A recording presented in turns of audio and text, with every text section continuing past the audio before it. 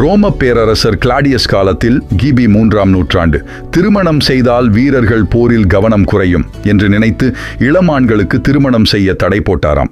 அந்த காலத்தில் இருந்த ஒரு கிறிஸ்தவ குருதான் செயின்ட் வாலண்டைன். அவர் என்ன செய்தார்?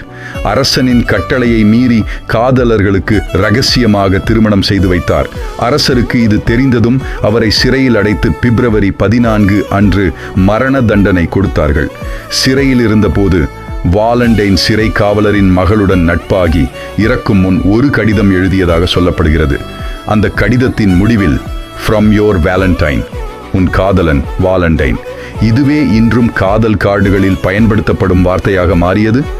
பல நூற்றாண்டுகள் கழித்து ஐரோப்பாவில் காதல், உறவு, உணர்ச்சி கொண்டாடும் நாளாக பிப்ரவரி 14 பரவியது.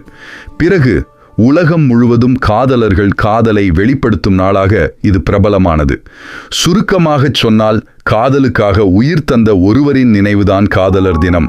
அதனால் இது வெறும் கிஃப்ட் மற்றும் சாக்லேட் நாள் மட்டுமில்ல, தியாகம் பிளஸ் உண்மை, காதல் நினைவு கூறும் நாள். ஹாப்பி வேலண்டைன்ஸ் டே.